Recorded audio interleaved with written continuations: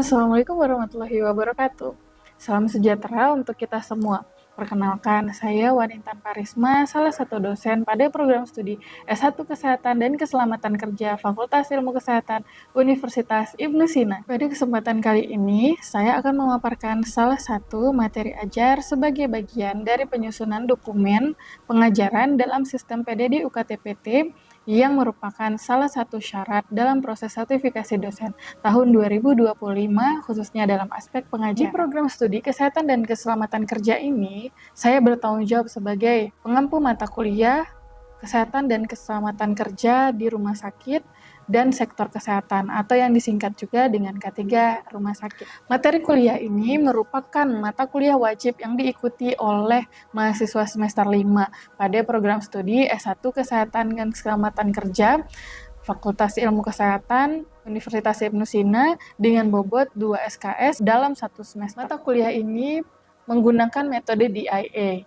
yaitu Delivery, Interaction, and Assessment, yaitu metode pendekatan pembelajaran yang menitik beratkan pada penyampaian materi interaksi antara dosen dan mahasiswa serta penilaian terhadap hasil belajar mahasiswa. Adapun capaian pembelajaran mata kuliah atau CPMK pada akhir pembelajaran ini ada 6. Yang pertama yaitu mahasiswa diharapkan mampu memahami bagaimana regulasi dan standar manajemen K3 rumah sakit.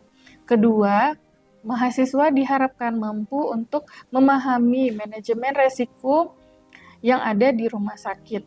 Yang ketiga, mahasiswa juga diharapkan mampu menjelaskan dan memahami tentang pelayanan kesehatan kerja. Yang keempat, mahasiswa diharapkan mampu menjelaskan dan memahami tentang keselamatan dan keamanan pengelolaan utilitas, sarpras, dan alat medis di rumah sakit. Yang kelima, mahasiswa diharapkan mampu menjelaskan dan memahami tentang bagaimana cara pengelolaan limbah, bahan kimia beracun dan berbahaya di rumah sakit.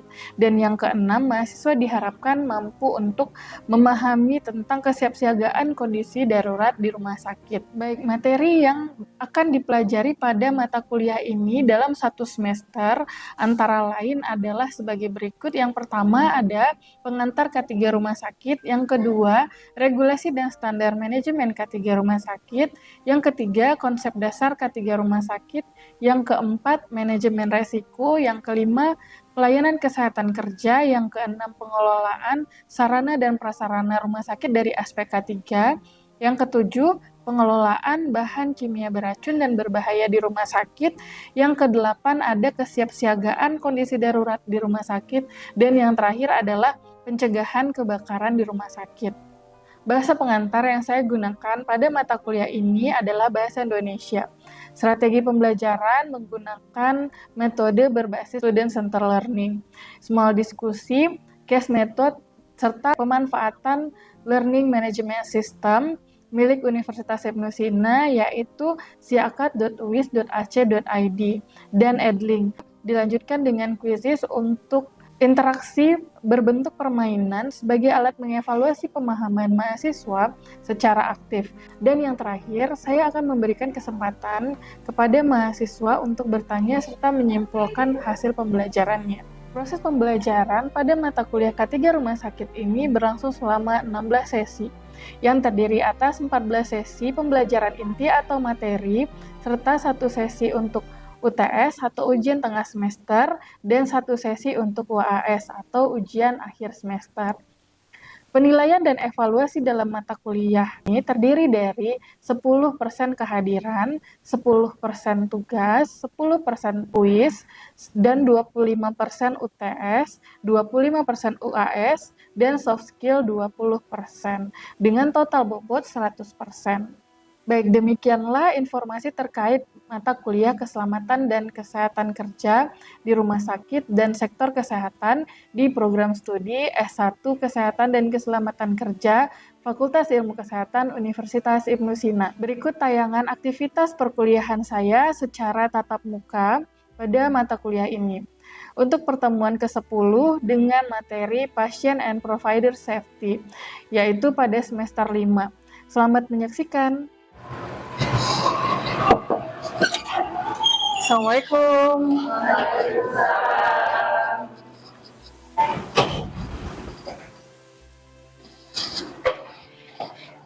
Oke, baik. Assalamualaikum warahmatullahi wabarakatuh. Baik, selamat pagi semuanya. Oke, gimana kabarnya hari ini? Sehat ya? Oke, alhamdulillah sehat ya. Jadi kita masuk ke pertemuan yang ke-10 ya untuk hari ini. Jadi seperti biasa, sebelum saya mulai, mungkin saya akan absensi dulu. Silahkan di-scan barcode-nya untuk absensinya.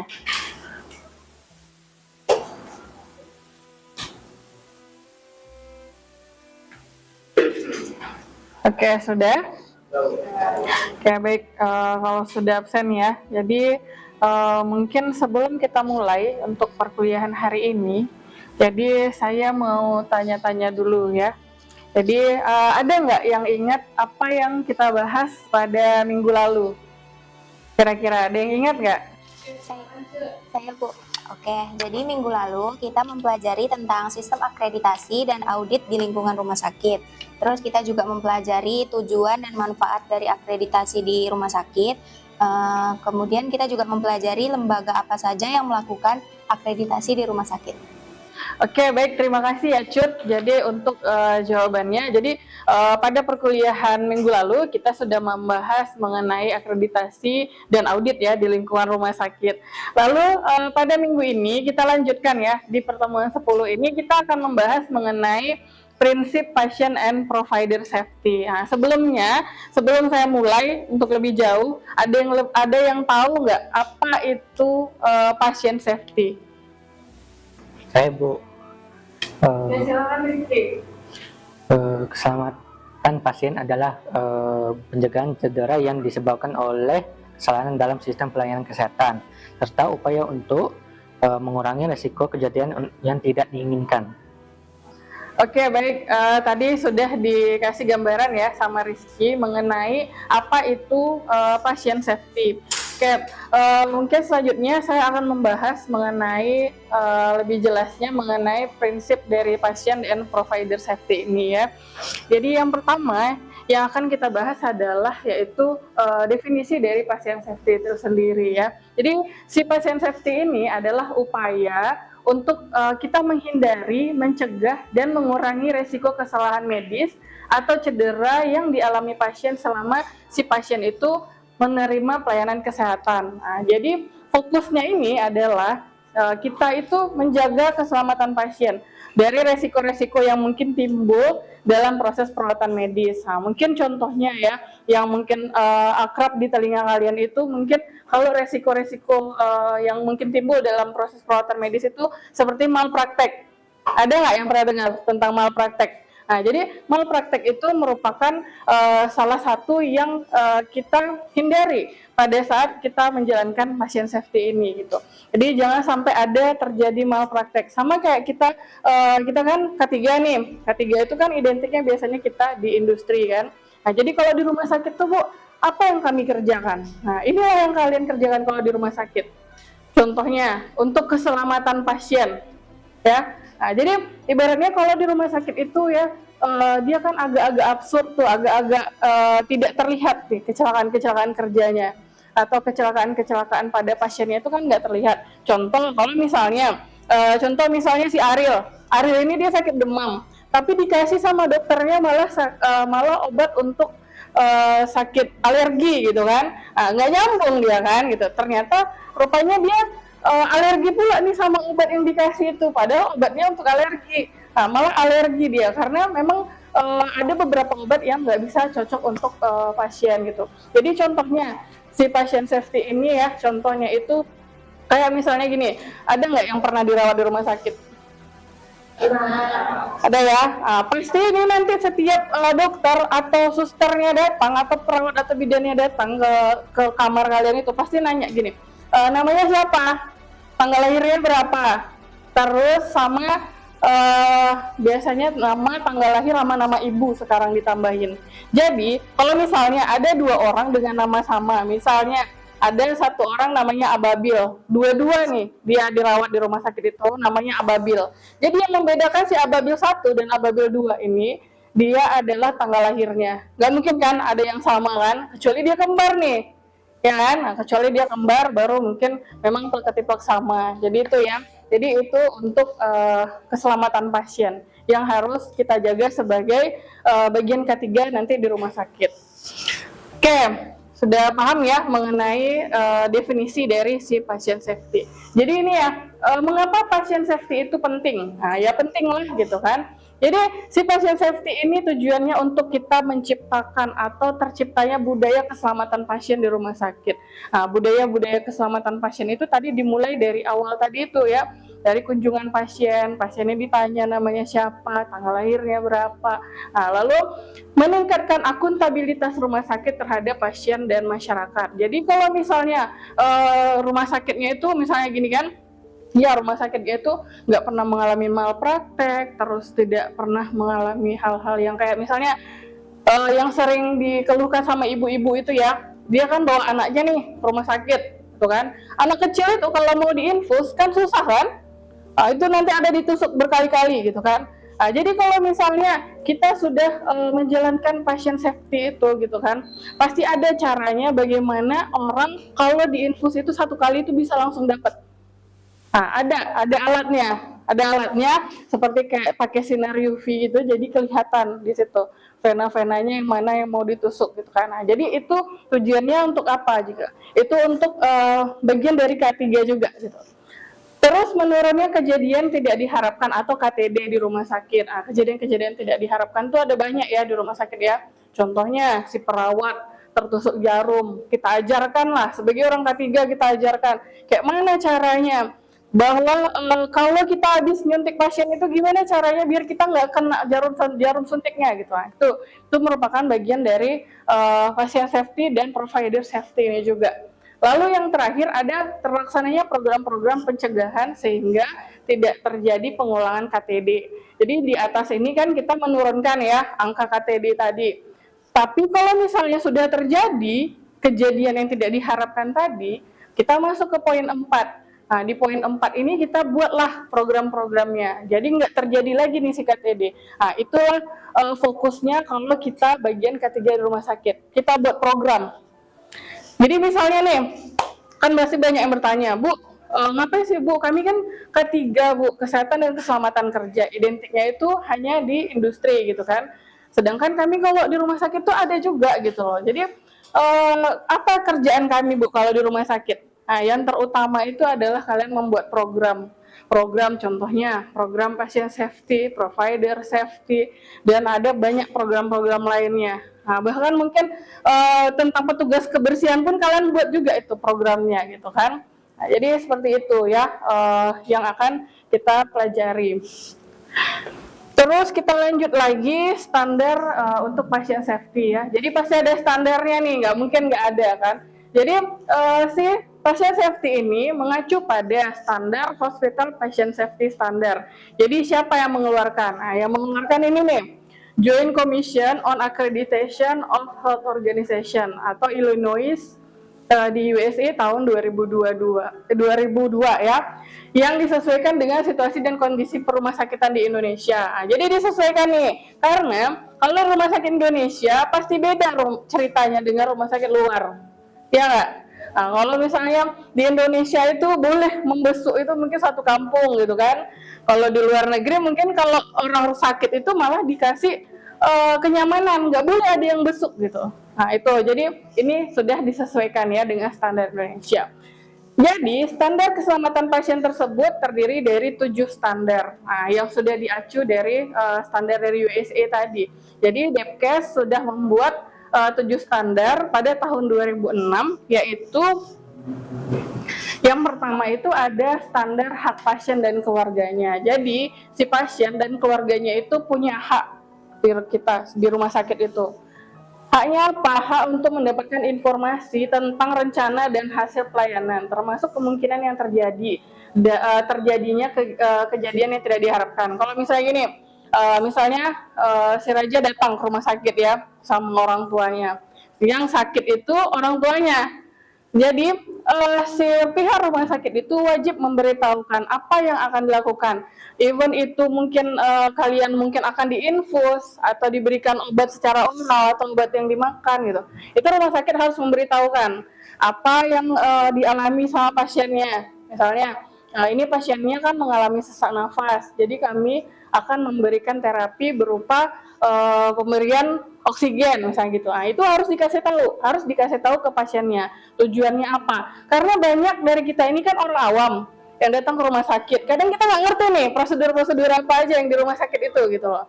Nah, kita nggak ngerti prosedur apa yang harus kita jalani, yang harus mereka kasih itu gitu kan. Kita nggak ngerti. Jadi itu tadi ya standar 1. Standar 2 itu kita mendidik pasien dan keluarganya di rumah sakit. Jadi harus mendidik pasien dan keluarganya ini tentang kewajiban dan tanggung jawab pasien dalam asuhan pasien ya. Jadi contohnya itu kayak gini, kalau misalnya si rumah sakit ini mau ini pasiennya harus kita operasi Bu, hari ini juga gitu. Kita sebagai pasien bisa juga menolak, bisa menerima. Nah, itu masuk ke poin 2 ya. Jadi si tanggung jawab dan kewajiban si rumah sakit itu sudah dia berikan gitu kan. Nah, ini tergantung kita nih. Kita mau terima nggak gitu kan dari mereka gitu kan. Jadi bagaimana cara kita mendidik atau kita memberitahukan kepada pasien tadi bahwa ya ini memang harus dioperasi gitu loh sekarang gitu, nggak bisa nanti-nanti. Kayak misalnya orang operasi ya, orang melahirkan gitu kan. Ada yang melahirkan itu misalnya harus dioperasi sekarang juga. Kenapa gitu kan? Sedangkan dia kan masih lama lagi misalnya atau masih 1 bulan lagi baru ini gitu kan, baru harus lahiran. Kenapa gitu kan?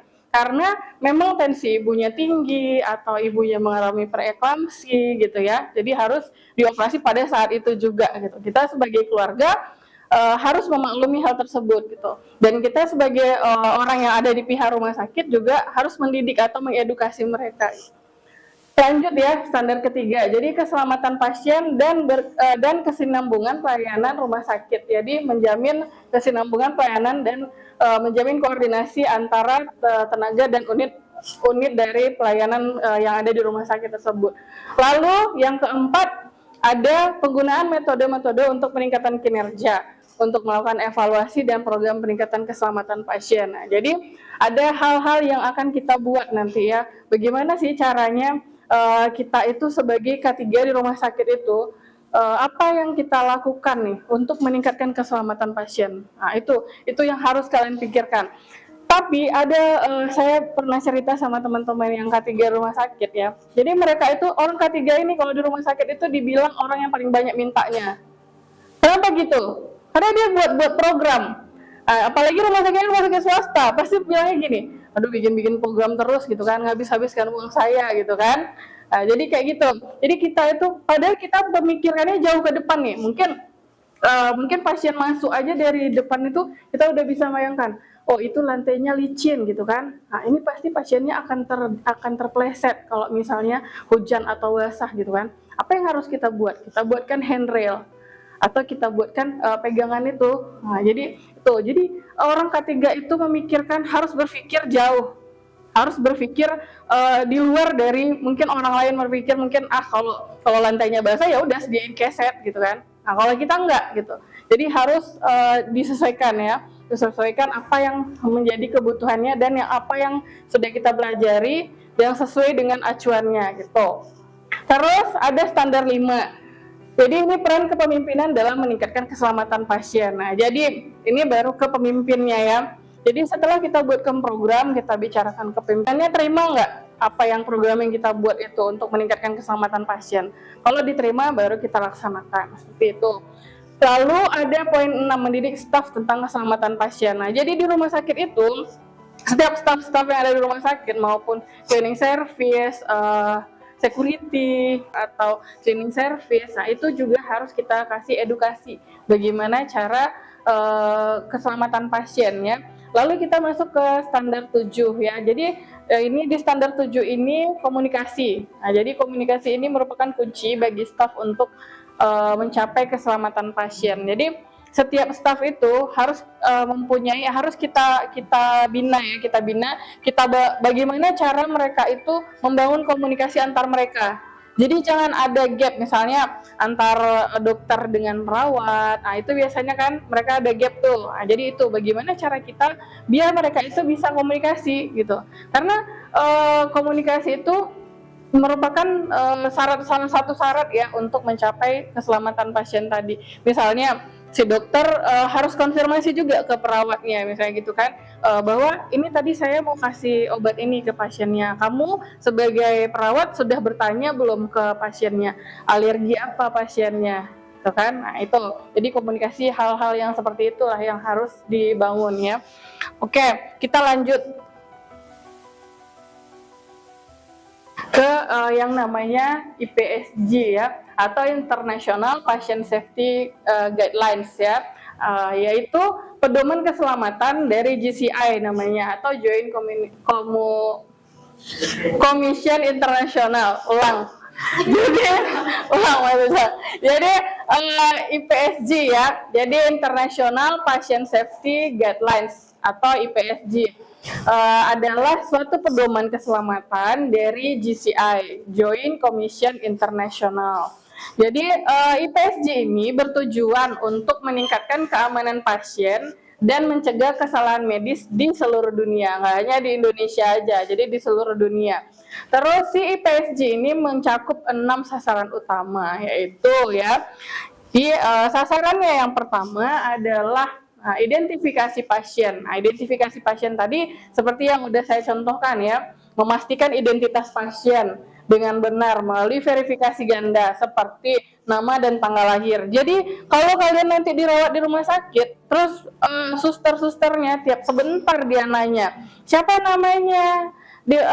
Tanggal lahirnya berapa, itu bukan berarti dia mau ini sok-sok mau kenalan sama kalian gitu kan, jangan GR ya.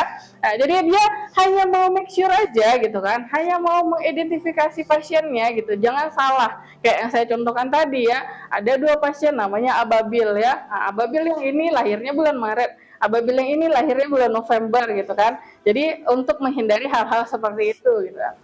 Lalu yang kedua ada komunikasi efektif ya. Jadi komunikasi efektif ini tujuannya untuk mencegah kesalahan informasi antar tenaga medis. Nah, misalnya dengan handover yang jelas ya. Jadi komunikasi yang saya bilang tadi. Mungkin si perawat ini bagian yang harus menanyakan ke pasien secara langsung kan. Gak mungkin kan dokternya nanti, kalau biasanya dokter itu kalau dia visit pasti dia cuma periksa gitu kan. Gak ada dokter yang nanya, ibu alerginya apa, terus ininya jatuhnya tanggal berapa, apanya tanggal berapa. Nah, itu yang menuliskan diagnosa awal itu memang dokter, cuma yang membuat skenario-nya itu pasti perawatnya tadi gitu kan. Jadi misalnya pasien datang pada pukul sekian dengan keluhan nyeri ulu hati gitu kan, terus pasien ini tidak alergi terhadap obat-obatan atau antibiotik dengan amoxicillin gitu-gitu ya. Jadi itu pasti dari perawat. Jadi si perawat tadi harus mempunyai komunikasi yang efektif.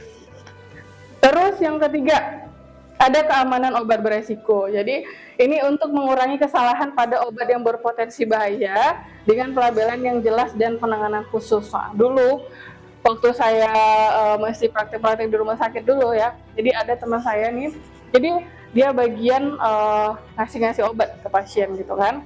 Jadi mungkin pas kami waktu itu jaga malam, jadi pas jaga malam dia mau kasih obat ke pasien lagi ngantuk gitu kan. Nah, salah kasih. Untung aja pasiennya nggak apa-apa ya mungkin. Jadi karena obatnya tadi masih obat ringan gitu. Jadi itulah contohnya ya, keamanan obat-obat beresiko. Kadang ada nih obat yang dikasih sama pasien itu mungkin biar pasiennya istirahat gitu kan. Itu pasti obatnya obat keras kan. Kalau misalnya nih orang yang punya penyakit jantung bawaan, kalau dikasih obat keras kayak gitu, dia mungkin ada efek sampingnya seperti jantungnya berdebar-debar, seperti orang jatuh cinta ya kan. Itu loh. Jadi kayak gitu tadi itu. Terus keamanan prosedur bedah ya. Nah, ini pasti yang sering kalian lihat nih. Ada beberapa masalah malpraktek ya. Ada prosedur bedah ini ya. Waktu itu saya pernah juga dengar berita bahwa sebenarnya anak ini cuma mau operasi tumor jinak. Jadi seharusnya itu dia biusnya itu bius lokal.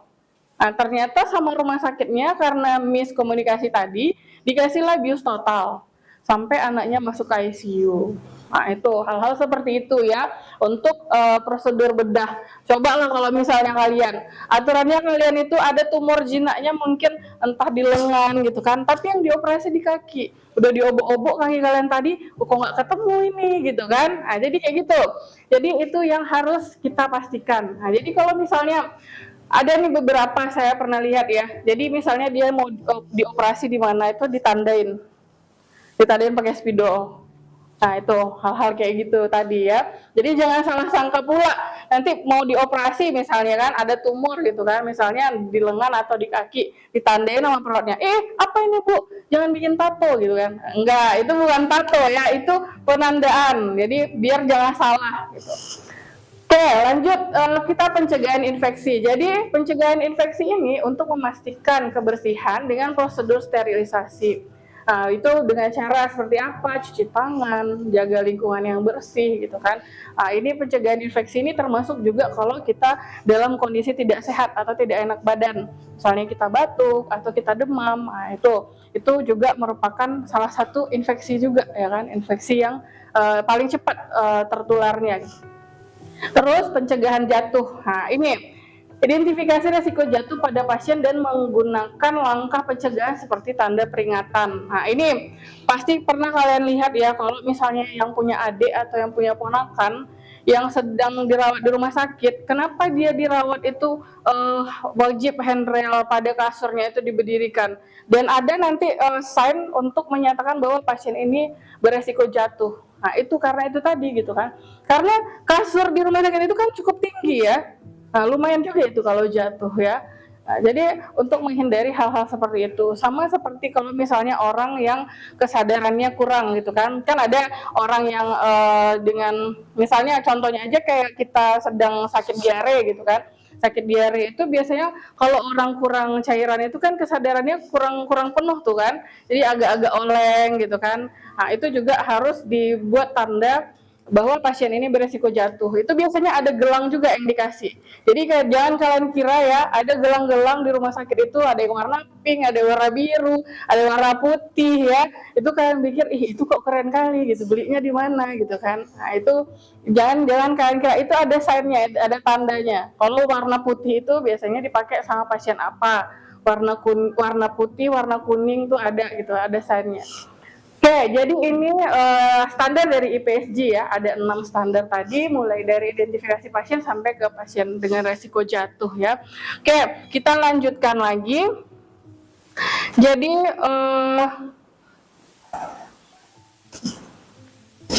udah berapa menit? Sudah kita bahas ya mengenai 6 standar dari IPSG tadi. Oke, ada yang mau ditanyakan? Atau saya yang bertanya? Ada yang mau ditanyakan kira-kira? Ada yang mau ditanyakan? Rehan, ada yang mau ditanya Rehan? Nggak ada, oke ya. Jadi saya bertanya, saya akan mengukur sejauh mana sih kalian memahami apa yang sudah saya jelaskan tadi dalam bentuk kuis ya. Jadi mohon dijawab kuisnya hanya sebanyak kurang lebih 10 soal. Jadi nanti kita tampilkan bersama-sama kuisnya. Oke, baik. Jadi kita lanjutkan ya. Di akhir pertemuan ini saya akan memberikan kuis. Silakan di scan barcode untuk kuisnya. Silakan bergabung.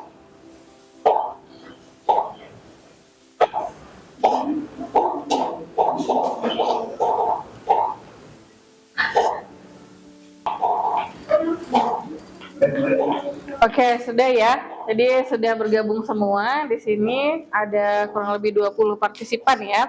Jadi saya mulai ya kuisnya ya.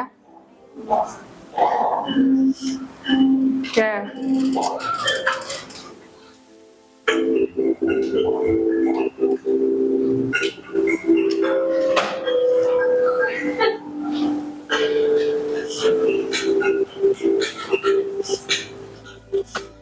Cukup ya untuk kuis kita pada pagi hari ini. Oke, mungkin sebelum saya tutup, jadi ada beberapa ada kesimpulan yang akan saya sampaikan ya. yaitu